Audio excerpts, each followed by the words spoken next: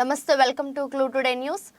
మనువాద బీజేపీని ఓడిస్తేనే రాజ్యాంగానికి ఈరోజు సంగారెడ్డిలో పూలే అంబేద్కర్ జనజాతర కరపత్రం ఆవిష్కరణ చేయడం జరిగింది. ఈ సందర్భంగా కేవీపీఎస్ రాష్ట్ర ఉపాధ్యక్షులు అతిమేల మాణిక్ మాట్లాడుతూ ఏప్రిల్ నెలలో జరిగే పూలే అంబేద్కర్ జనజాతరాలను జయప్రదం చేయాలని పిలుపునిచ్చారు. రాజ్యాంగ రక్షణ కోసం మహనీయులు పూలే అంబేద్కర్ జయంతుల సందర్భంగా జనజాతరలు, బైక్ యాత్రలు నిర్వహించడం జరుగుతుందని, గత 10 సంవత్సరాలలో రాజ్యాంగంపై పెద్ద ఎత్తున దాడి జరిగిందని అన్నారు. మౌలిక సూత్రాలు ప్రజాస్వామ్యం, లౌకికత్వం, స్వేచ్ఛ, సౌభృత్వం లేకుండా చేస్తుంది అన్నారు. ప్రభుత్వ రంగ సంస్థల ప్రైవేటు పరం చేస్తూ రిజర్వేషన్ రద్దుకు పెద్ద ఎత్తున కుట్రకు పాల్పడిందని, ఇది సామాజిక న్యాయం గొడ్డలు పెట్టు లాంటిది అని అన్నారు. అంబేద్కర్ రాసిన రాజ్యాంగం రద్దు చేస్తామని బీజేపీ, ఆర్ఎస్ఎస్ అంటున్నాయి, వాటిని తిప్పికొట్టాలని అన్నారు. దళితులు, గిరిజనులు, బలహీన వర్గాలు, మహిళలపై దాడులు, దౌర్జన్యాలు, అత్యాచారాలు జరుగుతున్నా ప్రధానమంత్రి మోదీ కానీ మంత్రులు కానీ పట్టించుకునే పరిస్థితి లేదన్నారు.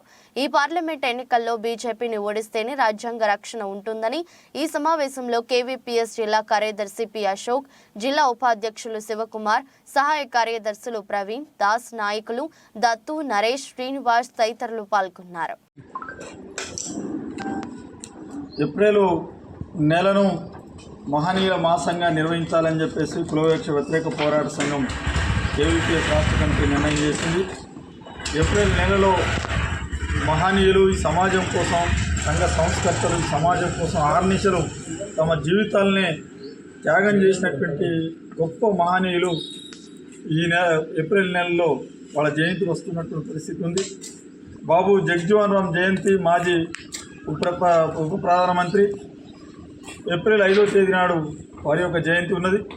అట్లనే గొప్ప సంస్కర్త భారతదేశంలో ఈ కులంని కూపెట్టి వేళ్లతో పెకిలించాలని చెప్పేసి విద్యదారినది సాధ్యమవుతుందని చెప్పినటువంటి గొప్ప మహనీయులు మహాత్మా జ్యోతిబా ఫులే జయంతి ఏప్రిల్ 11వ తేదీ నాడు.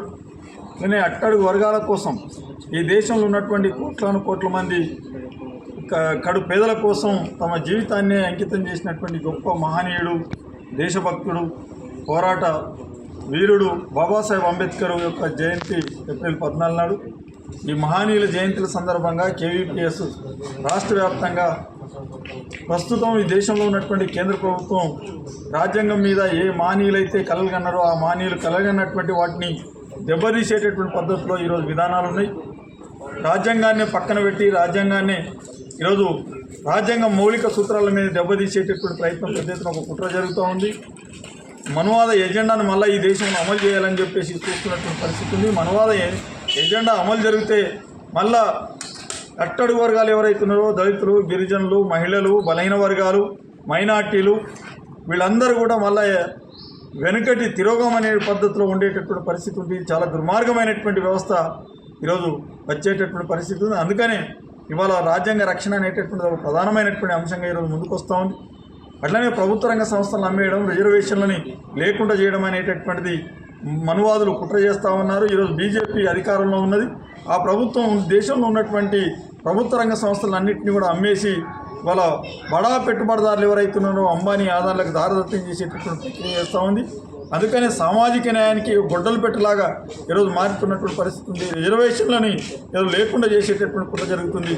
కాబట్టి మహనీయుల జయంతి సందర్భంగా వారిని స్ఫూర్తిగా తీసుకోవడం అంటే, వారిని స్మరించుకోవడం అంటే ఈరోజు రాజ్యాంగాన్ని కాపాడుకోవడం, అట్లనే సామాజిక న్యాయాన్ని కాపాడుకోవడం, ఈ దేశంలో ఉన్నటువంటి ప్రభుత్వ రంగ సంస్థలను కాపాడుకోవడం, రిజర్వేషన్లను కాపాడుకోవడం అనేటటువంటి ప్రధానమైనటువంటి ఎజెండాతోని మనువాదానికి వ్యతిరేకంగా ఈరోజు ఈ జయంతి ఉత్సవాలు జరపాలని చెప్పేసి కేవీపీఎస్గా భావిస్తా ఉన్నాం.